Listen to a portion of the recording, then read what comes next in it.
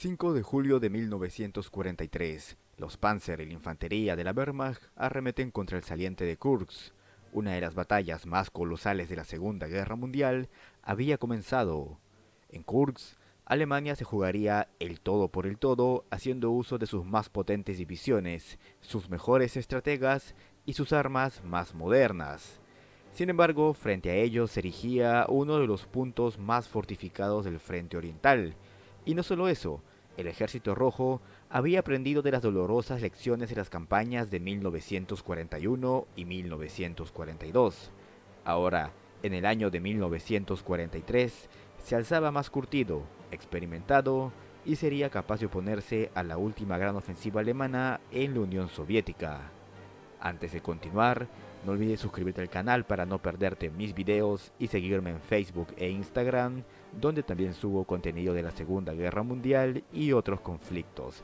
Dicho todo esto, continuemos. Pues bien, antes de entrar de lleno en nuestro tema, vamos con un poco de contexto. Luego de la catastrófica derrota en Stalingrado, la Wehrmacht se vio obligada a retirarse de gran parte del territorio ocupado durante la campaña de 1942 en el sur de Rusia.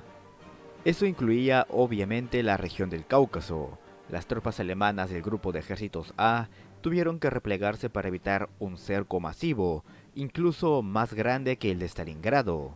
En febrero de 1943, el grupo de ejércitos del sur quedó bajo el mando del mariscal de campo Erich von Manstein.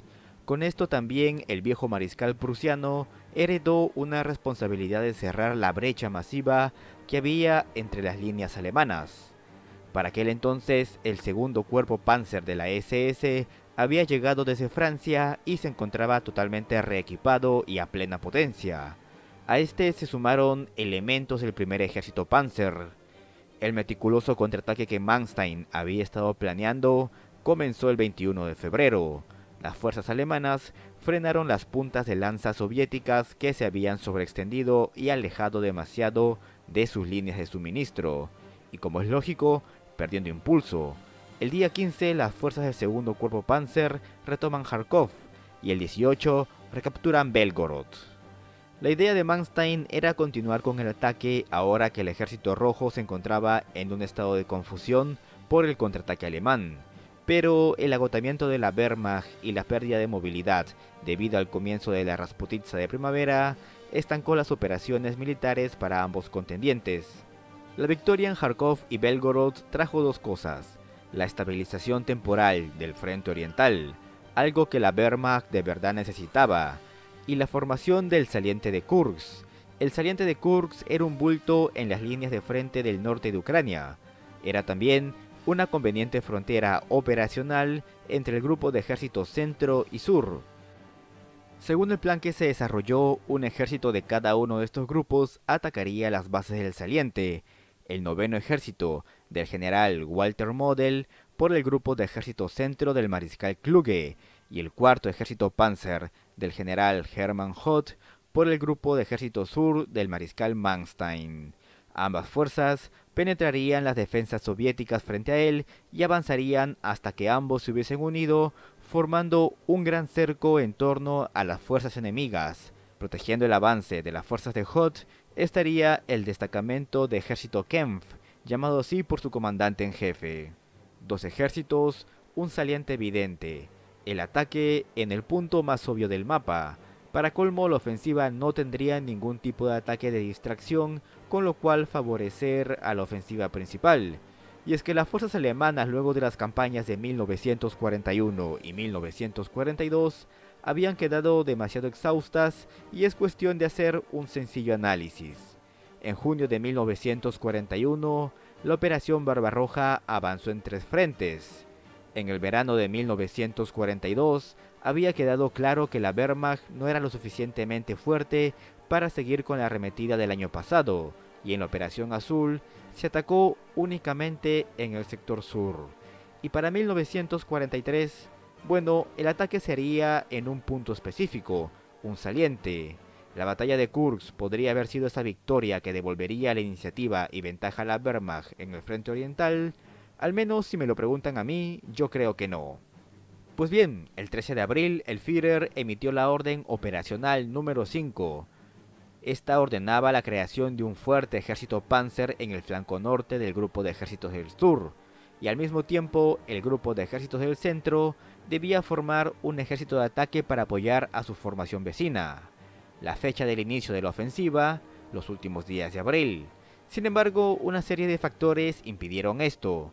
La temporada de deshielos y posteriormente de Rasputitsa hizo tardar más de lo normal el desplazamiento de las tropas y equipamiento. Además, la derrota del sexto ejército en Stalingrado había dejado muy debilitado al grupo de ejército sur, y a pesar de que Kharkov fue una gran victoria, no compensaba en nada la debacle de Stalingrado. En el caso del grupo de ejército centro, también se encontraba muy debilitado, pues en 1942 tuvo que ceder muchas de sus unidades más formidables para que el grupo del sur pudiera emprender la Operación Azul. De inmediato se hizo evidente que las fuerzas alemanas que lanzarían la ofensiva aún no estaban a su máxima potencia. Esto ocasionó que la fecha de inicio de la ofensiva sea aplazada para el día 3 de mayo. Llegada la fecha de inicio del ataque, se volvió a postergar, esta vez por la inseguridad, aunque fundamentada, del jefe del noveno ejército, el general Walter Model, el cual estaba descontento con la situación de su ejército y la abundante fuerza soviética que se oponía a él. Afirmó que requería refuerzos de los carros de combate de nuevo diseño. Con esto hacía referencia a los tanques Panther, Tiger y al nuevo cazatanque Ferdinand. Con estos Model creía que tendría la potencia de fuego suficiente para lanzarse al ataque. La operación Ciudadela volvió a retrasarse, y el Führer llamó a una reunión a sus jefes de ejército, Manstein, Model, von Kluge y Zeisler, al recientemente nombrado inspector de tropas Panzer, el general Guderian, al ministro de armamento, Albert Speer, y al jefe de Estado Mayor de la Luftwaffe, el general Jeschonnek, para debatir si aún se debía proceder con la ofensiva en Kursk. Model afirmó que según reconocimientos del noveno ejército, el saliente estaba cerca de convertirse en un profundo y cuidadosamente organizado sistema defensivo, además de la gran concentración de artillería y cañones antitanque que había en la zona. Por su parte, Manstein comentó que la posibilidad de éxito de la ofensiva solo pudo haberse dado en abril, y ahora en mayo lo veía dudoso, a menos que pudieran ser reforzados con 2 divisiones adicionales de infantería. Obviamente el Führer indicó que no había posibilidad de traer más refuerzos. Cuando tocó el turno del general Guderian, este se opuso rotundamente a cualquier tipo de ofensiva.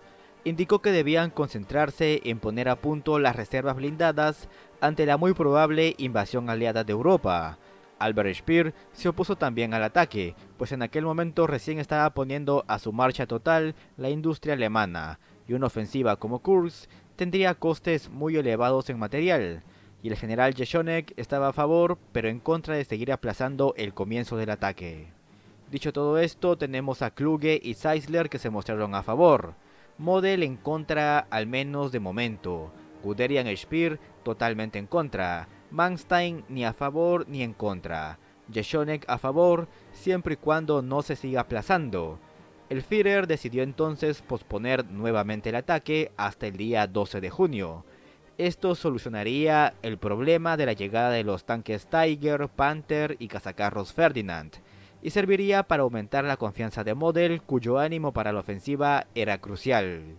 Sin embargo, Ciudadela se seguiría retrasando más aún. El 12 de junio, un Führer bastante inseguro de comenzar el ataque debido al estado de las fuerzas alemanas y a la demora de los nuevos tanques, pospuso el ataque para el día 5 de julio de 1943. Este sí sería la fecha definitiva. En total los alemanes habían juntado una formidable fuerza de combate, 650.000 soldados divididos en 3 ejércitos, apoyados por 2.600 carros de combate y cañones de asalto, 1.800 aviones divididos en 2 flotas aéreas. Toda esta concentración de fuerzas se lanzaría contra un saliente de apenas 260 kilómetros de norte a sur. Los soviéticos, sabedores del ataque alemán, no perdieron el tiempo. Así fue como se cavaron 8 cinturones de protección compuestos por trincheras barridas por piezas de artillería y armas antitanques, emplazamientos de ametralladoras, pozos de tirador y un campo precedido por 400.000 minas. Kursk se había vuelto el punto mejor defendido del planeta. El Ejército Rojo movilizó para esta batalla 3 frentes, el de Voronezh, el Frente Central y el de la Estepa. La estimación de sus fuerzas asciende a cerca de 1.800.000 hombres, cerca de 5.000 carros de combate y más de 3.000 aviones. Pues bien amigos, la ofensiva comenzó el día 5 de julio a las 6 de la mañana con masivos ataques de blindados alemanes, mientras que la Luftwaffe castigaba desde los cielos las posiciones soviéticas. Como la ofensiva se dio en 2 sectores, norte y sur, vamos a ver el resultado en cada eje de ataque y también obviamente cómo le fue al destacamento de ejércitos Kempf. Comencemos por la ofensiva al norte del saliente. El general Model ordenó el avance de las tropas.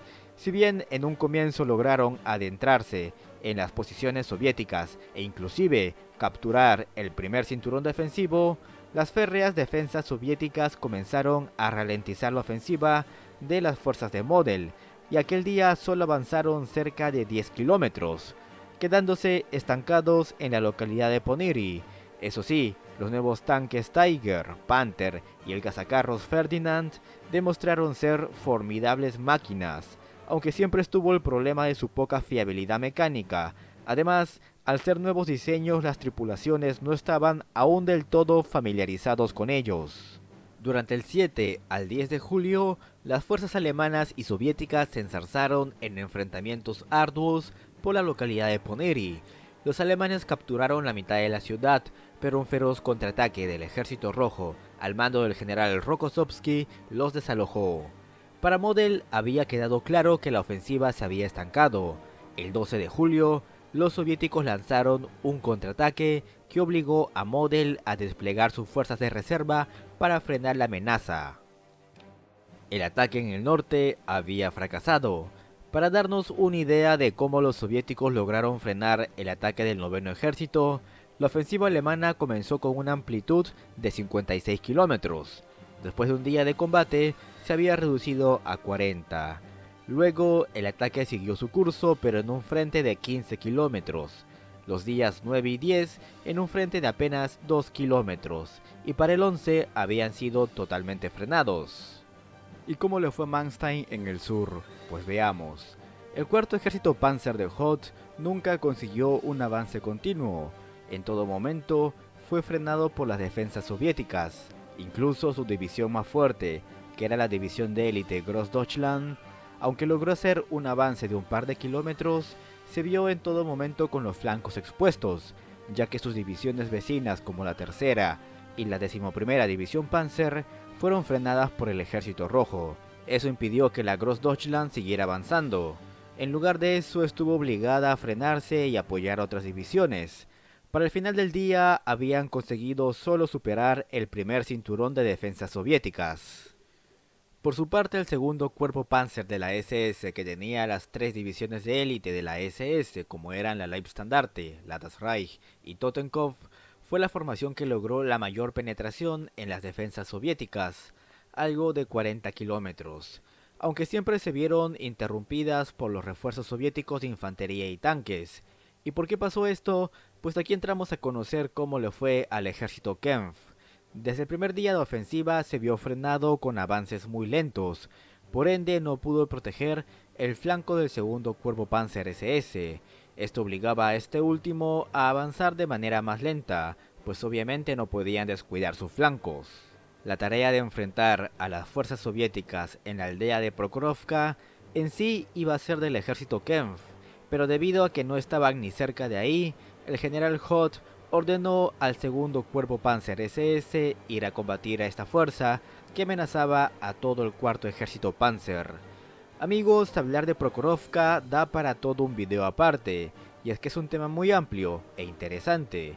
El enfrentamiento entre el quinto ejército de tanques de la Guardia del general Rokmistrov y el segundo cuerpo Panzer de la SS del general Hauser pasó a la historia como el clímax y punto culminante de la batalla de Kursk. Como va a ser un tema para otro video aparte, solo diré que a pesar de que en esta batalla los alemanes ocasionaron fuertes pérdidas a los soviéticos, Estos lograron quitarles a los alemanes su empuje inicial, y a la larga esto fue mucho más importante. El final de la Operación Ciudadela es bien conocido. El día 10 de julio, mientras las fuerzas de Model aún intentaban rebasar las defensas del segundo cinturón defensivo soviético y el segundo cuerpo Panzer de la SS seguía combatiendo en Prokhorovka, se dio el tan esperado desembarco aliado, la Operación Husky o invasión de Sicilia. Los peores temores del Führer se hicieron realidad. 2 días después, los soviéticos lanzaban su contraofensiva en Orel, poniendo en peligro todo el flanco del noveno ejército de Model.